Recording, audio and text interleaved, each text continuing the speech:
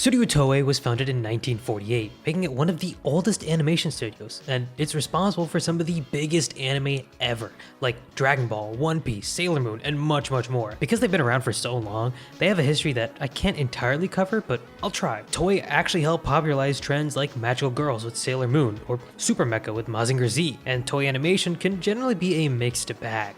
Because they take on so many projects and have many different teams working on different productions, the quality can vary wildly. If you see that Toei is animating something, you should check the actual staff involved with that series, and that usually is a better indicator of the actual quality that that series will have. I mean, just look at the inconsistency in One Piece. Some of the episodes are jaw-dropping, but some are just like, eh. But one of the best things about Toei Animation is that their workers are unionized, meaning that they are generally treated amazingly compared to other anime studios. From what I understand, working on One Piece is a pretty smooth and positive experience. Studio Madhouse was founded in 1972 and is well regarded in the anime community for their sheer quantity of quality shows that they produce. This is mainly because the former founder and CEO, Masao Maruyama, had connections to people like Satoshi Kon, Mamoru Hosoda, and Masaki Yuasa, some of the best anime directors, and they were able to consistently pump out bangers. They've made a ton of insanely high quality projects like Perfect Blue, Death Note, One Punch Man, Hunter x Hunter, and even just recently Frieren. Unfortunately, in 2010, a big split happened between Madhouse, and they lost a lot of their core staff. In addition, Maruyama left to make Mappa, which really hurt Madhouse in the long run. We'll get to that later. But surprisingly, they seem to have rebuilt themselves, and it looks like they are still capable of pumping out amazing shows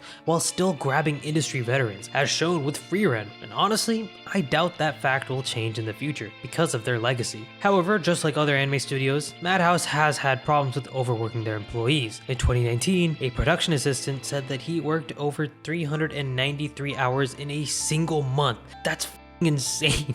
And he ended up joining a union to actually sue Madhouse for the overtime. Studio Ghibli is probably the most widely recognized anime studio in the world, and that's for good reason. Only 2 anime movies have ever won Oscars, and both belong to Spirited Away and The Boy and the Heron, respectively. In 1985, Miyazaki and Takahata broke off from Toei Animation to form Ghibli, along with Toshio Suzuki. It is worth noting that Hayao Miyazaki is pretty much the face of Studio Ghibli. Every work with his name attached seems to garner a ton more attention. Also, if you're wondering why a lot of his movies feature airplanes and casualties of war, his brother's company actually manufactured rudders for planes in World War II. Kind of explains why The Wind Rises was made. After writing his breakthrough manga, Nausicaa of the Valley of the Wind, he ended up directing Ghibli's first ever movie, an adaptation of that same manga, and it was a huge success, and this kickstarted the studio's legacy. Ghibli in general is known for their high quality animation, background art, and extremely memorable music by Joe Hisashi. Ghibli films are mostly hand-drawn using watercolor and acrylic paints,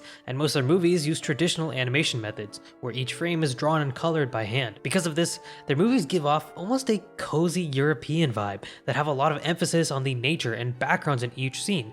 I mean, seriously, look at the backgrounds in Ghibli films, they look amazing. People usually regard Spirited Away or Totoro as their best work, as they have the most critical acclaim and popularity. Personally, I think Howl's Moving Castle, Grave of the Fireflies, and Princess Mononoke are their best works. Wit Studio is a new studio founded in 2012 by Production IG. The studio was essentially created for their first project, Attack on Titan. Yes, literally one of the best anime of all time was Wit Studio's first project, and they are also responsible for some of the biggest anime, like Spy Family and Vinland Saga's first season. Wit Studio is known for their amazing action sequences with dynamic camera angles, and a lot of this can be attributed to Tetsuro Araki. The action and pacing he gave to Attack on Titan's first few seasons has created some of the best action sequences I've ever seen. They've also reportedly started work on a One Piece reboot, which is low-key crazy considering One Piece hasn't even finished, but whatever. On one hand, it's insane to think that they're working on so many projects, but on the other hand, this is the anime industry, so we can imagine what these animators are actually going through. And in 2015, an interview was done with Naganuma, a staff member at Studio Wit. When they asked about his experience, he said, "It's a battlefield. Basically, what you see on Attack on Titan is what I see at Studio Wit. One comrade falls after another." What is going on at Studio Wit? Apparently the default lunch of Studio Wit members is energy bars, and they all magically revive after eating one and then go back to work. Yeah, I hope they're exaggerating because that sounds pretty horrible, not gonna lie. Sunrise Studio was founded in 1972 and revolutionized how anime was made. Instead of having a production revolve around a single person, they created the role of producers who invested in anime together to mitigate risk.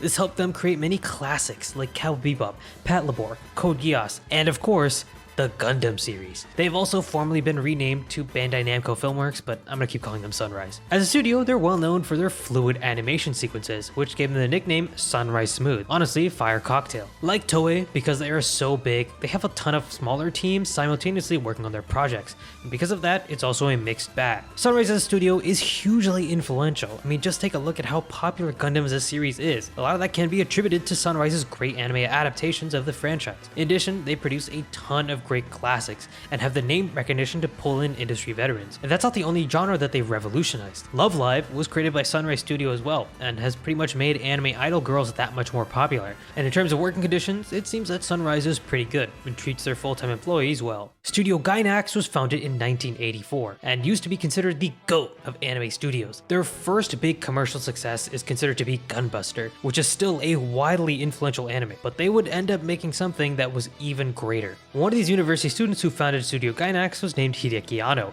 and he would head Neon Genesis Evangelion.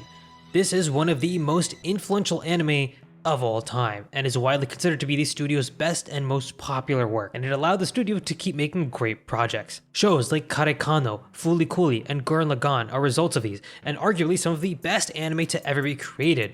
My opinion. The reason Gainax shows are so good is because they're so creative. And a part of this idea is something called the Gainax ending, where a Gainax show will end kind of unexpectedly or weirdly. Either this is done out of an artistic or creative decision, or sometimes it's just done to meet deadlines. But the Gainax ending is known in the anime community as kind of a staple of the studio. But unfortunately, Gainax didn't last forever. Studio Trigger was founded by former Gainax staff members Hiroyuki Imaishi and Masaki Otsuka in 2011, and it definitely feels like it's carried on that creative spirit that Gainax had. They immediately came out swinging with series like Kill la Kill and movies like Little Witch Academia. Gurren Lagann, one of Gainax's later works, definitely served as the core inspiration for a lot of Trigger's early works. Trigger is also known for their crazy plot lines and fluid visuals, both of which complement each other perfectly. Their storytelling is often chaotic and comedic at the same time, which helps their exaggerated animations sell that much more. If you want a good example of some of their recent works, Cyberpunk Edgerunners was absolutely amazing, and Dungeon Meshi is looking to be a more grounded, but still action-packed Trigger show. Mappa is one of the most well-known animation studios today for their amazing work on shows like Jujutsu Kaisen. They were founded in 2011 by seasoned anime producer Masayo Maruyama after he left Madhouse. Due to his connections, Mappa was immediately interconnected with the anime industry, but in 2016, Maruyama left and was replaced by Manabu Utsuka, which resulted in huge changes to the company's culture and goals. Mappa as a studio now more has a reputation of being very reckless. They've grown extremely fast due to taking on a bunch of projects and still being able to deliver quality animation. But of course, we talk about anime, we have to talk about their work practices and how they get that quality animation in the first place. Everything from the scheduling, the work hours, and even the culture has been criticized at Mappa. This became a trending topic during Jujutsu Kaisen's second season. Animators on Twitter revealed that their time at Mappa was horrible. One person who worked on the final part of Attack on Titan said that they finally got to go home after 3 days. Like, Mappa, what are you doing to the animators? Let them out, please! Unfortunately, Mappa has zero to little reason to stop their practices because the properties that they're adapting are some of the biggest in the world, like Vinland Saga Season 2, Chainsaw Man, and Attack on Titan. They also have a ton of connections within the industry, and that's why they're able to get so many talented animators in their studio despite the horrible pay and working conditions. I only hope that it can get better because Mappa is truly working these animators into the ground. Kyoto Animations, also known as KyoAni, is very different from Mappa, and it's considered to be the gold standard of workplace culture for anime studios. Founded in the city of Kyoto in 1985, the married couple Yoko and Hideki Hata have, in my research, always fostered a great work culture. And unlike other studios, KyoAni employees are salaried and not freelancers. In addition, they even have training programs for young animators to work underneath supervisors and learn throughout their career. You might be surprised to hear that most animators aren't even technically full-time employees, but yeah, that is the industry standard. But KyoAni is very different. They have full-time employees that even get benefits like maternity leave, which is insanely good and almost unheard of in the anime industry. Now, why are they able to afford all of this? Well, usually anime studios make very little money, even if their anime does really well. The reason for this is that anime studios don't really fund anime themselves, production committees do. Depending on the studio and the amount of producers involved, the amount of money that the studio actually sees after an anime can be pretty variable. Mappa, for example, doesn't usually keep a large slice of the pie. KyoAni, on the other hand, he has a huge slice when they produce anime. But why is there a difference? The reason is very unique to KyoAni. In 2009, they started hosting the annual Kyoto Animation Awards in 3 categories: original novels, manga, and scenarios, and a lot of their biggest work have come from these contests, the most notable ones being Chunibyo or Violet Evergarden or even Free. This means that even if the anime doesn't do amazing, they still make a majority of the revenue from that anime because they are licensing those projects. And because KyoAni doesn't have this pressure of external producers, they can also take way longer to work on their anime. That's why when you watch our shows like Violet Evergarden or Hibiki Euphonium, you can see the love and care in every single shot. I mean, come on, genuinely, look at this animation. This is some of the best animation that the medium has to offer, and all the employees were treated fairly. It's the best of both worlds. Their work culture and business model has been very successful, and I hope the best for them, and I hope more anime studios start to move in this direction. And they're also known for making people cry. I mean, if you watch Clannad or Canon, you know that shit makes you cry, man. A1 Pictures was created by a former Sunrise staff producer in 2005. And they're pretty interesting because their works are very variable in terms of animation quality. Usually depends on if the project has the budget and if the production schedule itself is good, but they are well known in the anime community for consistently releasing a ton of anime, more specifically light novel adaptations. A lot of these don't really hold up in the long term, although it's not to say that they never release good looking shows. You know, Sword Art Online, Solo Leveling, and Kaguya-sama all look really good, but at the same time their releases include Arrow Manga Sensei, which is like, Also, in 2018, a section of A1 Pictures broke off into Cloverworks Studios, which is still managed by the same Aniplex parent company, but tends to have a much higher benchmark of animation quality within their shows. It's also worth noting that A1 Pictures has a pretty bad reputation of overworking their employees. In 2014, a 28-year-old employee at A1 Pictures worked over 600 hours a month for 3 years and ended up committing suicide. This has forever stained their reputation. Shame on you, A1 Pictures. Science Saru was founded in 2013 by famous anime director Masaki Yuasa and animator Eun-young Choi, who had a long history with Yuasa. Their first work as a studio was actually an episode of Adventure Time, but their first series was Ping Pong the Animation. In addition, they don't really care about the nationality of their employees, instead choose them based on their skill. This means that a ton of Science Saru employees aren't even Japanese. As a studio, Science Saru is known for being out of the box. They experiment with really insane color palettes and are not afraid to push the envelope with series like Devilman Crybaby, which has tons of gore, gay sex scenes, and a whole lot more that I can't show. A lot of their weird energy does come from Masaki Yuasa, but Science Saru recently released Scott Pilgrim Takes Off, which is just as weird despite not being directed by Yuasa at all. If you want some more Science Saru recommendations, I would highly recommend Devilman Crybaby, Ping Pong the Animation, and Keep Your Hands Up Eizouken. Also, watch out for Dandadan, which is coming out soon and is animated by Science Saru. I'm really excited for this one. Studio Shaft was founded in 1975 and are known for their experimental visual styles. Some popular examples of Shaft anime are Madoka Magica or the Monogatari series. You can immediately tell that you're watching a Studio Shaft production due to the work of directors Akiyuki Shinbo, Shino Onuma, and Tatsuya Oishi, who formed what is known as Team Shinbo. This Team Shinbo led to very distinct stylistic ideals with whatever project that they were working on. Sometimes they would use sharp color contrast, high-paced jump cuts, and even place real-world objects within the animation itself. All of this gives Studio Shaft anime a really surrealist feeling, which I think is super cool. The Monogatari series also features iconic moments like the Shaft head tilt, which is actually confirmed by Team Shinbo to be a Studio Shaft staple. Although Shaft has lost a lot of their core staff over time, including the disbandment of Team Shinbo, they still produce popular shows like March Comes In Like a Lion and Quintessential Quintuplets. Ufotable? Ufotable was founded in 2000 by Hikaru Kondo after he split from Telecom Animation Film.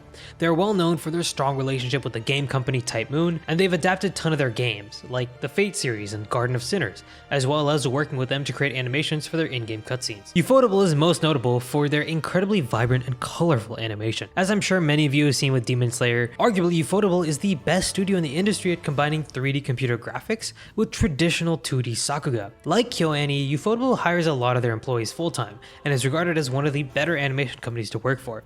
I'm not really sure where they're getting all that money from, but wait a second, they committed tax fraud? Yeah, this is something that I actually didn't know about until I made this video, but apparently Hikaru Kondo refused to pay around $4 million in taxes, and also the Japanese government made a report noting that Ufotable was suspected of misappropriating funds from a charity auction for the 2011 Tohoku earthquake. They never ended up filing charges, but Kondo resigned, and because of this, he is now facing up to 20 months in prison. Top G move, if you ask me. Studio Bones was founded in 1988 by former Sunrise staff members who were bored on working on mecha anime and wanted to try more creative projects. Studio Bones is most well known for their insanely well executed fight and action sequences. In fact, you could argue that they have some of the best 2D sakuga in the industry right now. A huge reason that they're known for this is because of Yutaka Nakamura, known as one of the GOATs in animation. He's popularized techniques like the Yutapon cube, which is where debris forms cubes to show the destruction. You can see the influence of Yutapon cubes across the industry. I mean, even in The Legend of Korra, I've seen Yutapon cubes made for debris. And even now, Nakamura continues to innovate at Bones.